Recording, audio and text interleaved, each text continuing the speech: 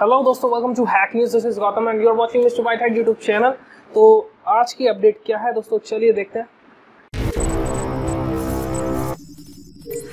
Access granted. You are watching Mr. White Hat TV. तो दोस्तों यहाँ पर जो सबसे पहली अपडेट आ रही है वो है $12 मिलियन के स्कैम के बारे में, जो कि बिटकॉइन के अंदर हुआ है। बेसिकली एक फर्जी स्कीम के तहत, और 2015 में दो दोस्त थे, दो कंपनी थी बेसिकली दोस्तों। उनका नाम था, एक का जेन माइनर्स एंड दूसरे का नाम था गो माइनर्स। इन लोगों ने क्या काम किया, 2015 के अंदर एक स्कीम निकाली। स्कीम के तहत पे इन्होंने बोला कि हमारे पास देखो कंप्यूटेशनल का सारा सामान है, कि बिटकॉइन कैसे माइन करना है वो हमारे ऊपर है, आप हमारे ऊपर इन्वेस्ट करो तो हम आपको बदले में अच्छा रिटर्न देंगे। तो दोस्तों 2000 तकरीबन 10,000 लोगों ने इनके ऊपर इन्वेस्ट किया, तकरीबन $20 मिलियन की इन्वेस्टमेंट। तो बाद में दोस्तों ये पता चला कि इनके पास कोई मशीन है नहीं, और ये लोग क्या काम कर रहे हैं, फर्जी स्कीम बना के बेच रहे हैं। ये क्या काम कर रहे हैं, जो बाद में इन्वेस्टर्स आए हैं उनका पैसा लेके जो पहले इन्वेस्टर्स आए हैं उनको कुछ दे रहे हैं और बाकी अपने पास रख रहे हैं। तो एक तरह का स्कैम था, क्योंकि इनके पास बाद में पता चला कि ऐसी जो सिक्योरिटी एक्सचेंज कमीशन है, तो उन्होंने बोला कि यार इनके पास तो कुछ है नहीं और ये फर्जी स्कीम चला रहे हैं। तो दोस्तों यहाँ पर इनको SEC जो सिक्योरिटी एक्सचेंज कमीशन है वो इन्होंने केस जीत लिया है, और कोर्ट ने इनको सजा सुनाई है, फाइन ऑफ $12 मिलियन। दोस्तों जो यहाँ पर अगला अपडेट आ रहा है वो है कैस्पर स्काई लैब की तरफ से। अब ये लोग क्या कह रहे हैं कि माइक्रोसॉफ्ट ने इनका जो प्रोडक्ट है कैस्पर स्काई जो एंटीवायरस है, इसको बेसिकली विंडो 10 के लेटेस्ट वर्जन में इसको डिसेबल्ड कर दिया है। दोस्तों हो क्या रहा है एक्चुअल में, जैसा विंडो 10 में जैसे ही आप अपग्रेड करते हैं तो विंडो 10 का जो अपडेट फीचर है वो ये कर रहा है कि जो थर्ड पार्टी एप्स है उसको बेसिकली डिसेबल कर रहा है, और अपना जो विंडोज डिफेंडर है उसको डिफॉल्ट कर दिया है। तो यहाँ पर दोस्तों अब कैस्पर स्काई लैब का ये कहना है कि भाई आपने तो हमारा जो विंडोज एंटीवायरस है इसको डिसेबल कर दिया है, तो ये तो गलत बात है, अनफेयर मीन्स ऑफ कंपटीशन में आता है। आप अपनी पहुंच का, आप अपने सेटअप का फ़ायदा उठा रहे हैं, क्योंकि दोस्तों विंडोज़ का ऑपरेटिंग सिस्टम है तो वो अपने में कुछ भी कर सकता है, कोई भी प्रोग्राम फीड कर सकता है। तो ऐसे में दोस्तों ये अनफेयर मीन्स ऑफ कंपटीशन में आता है। तो ये कैस्पर स्काई लैब का कहना है। बदले में दोस्तों जो माइक्रोसॉफ्ट है वो ये अप्रोच कर रही है कि देखो भाई सिंपल सी बात है, हम अपने यूजर्स को थर्ड पार्टी सॉफ्टवेयर से बचाना चाहते हैं।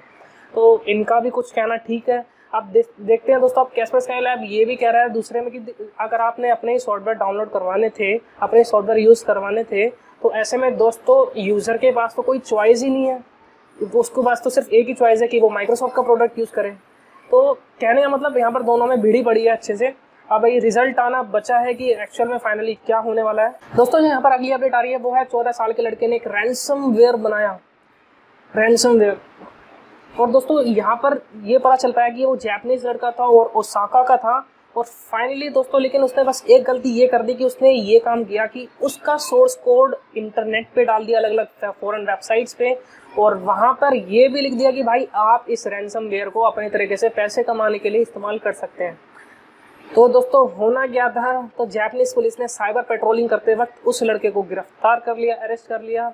तो होना भी बेसिकली ठीक ही था, क्योंकि दोस्तों आप रैंसमवेयर की अब जैसे पिछले महीने जितना हुड़दंग मचाया हुआ था रैंसमवेयर जो वानाक्राई ने, तो ऐसे में दोस्तों इसको सपोर्ट करना बिल्कुल इलीगल काम है। दोस्तों मैं तो यहाँ पर इस बात से कंफ्यूज हूँ कि अभी तक शायद गूगल और माइक्रोसॉफ्ट ने इस बच्चे को अप्रोच क्यों नहीं किया। दोस्तों यहाँ पर जो अगली अपडेट आ रही है वो है 8600 वल्नरेबिलिटीज फाउंड इन पेसमेकर।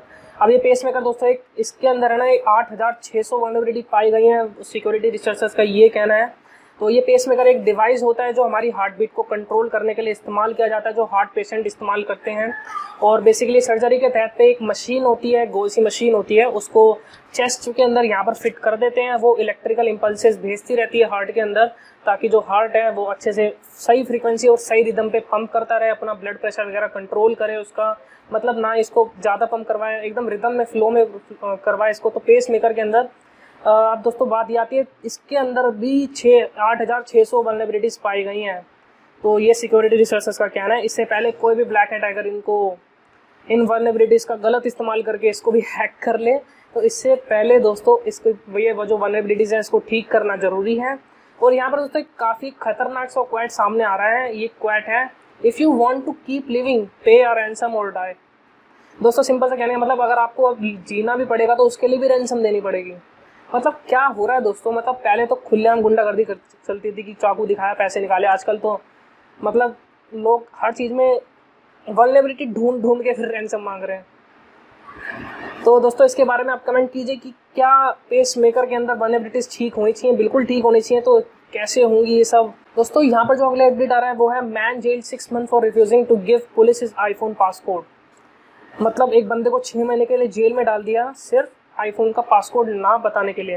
दोस्तों सिंपल सी बात है। अब इधर बेसिकली इंटरेस्टिंग बात ये है कि इधर एप्पल की सिक्योरिटी कितनी ज़्यादा एडवांस है ना, कि पुलिस वालों को भी पासकोड की जरूरत पड़ रही है आईफोन को क्रैक करने के लिए। दोस्तों इसके बारे में मुझे आप बताएं, क्या आपका एंड्रॉयड, क्या आपका आईफोन का पासकोड ब्रेक किया जा सकता है बिना आपकी प्रेजेंस में? सो आई होप दोस्तों आपको वीडियो पसंद आएगी। तो दोस्तों अगर आपको वीडियो पसंद आई तो उसे लाइक करना ना भूलें, अपने दोस्तों के साथ शेयर कीजिए, और अगर आप मेरे चैनल पे न्यू है तो सब्सक्राइब तो करना ही करना है। तो मिलते हैं दोस्तों आपसे अगले एपिसोड में, तब तक के लिए गुड बाय।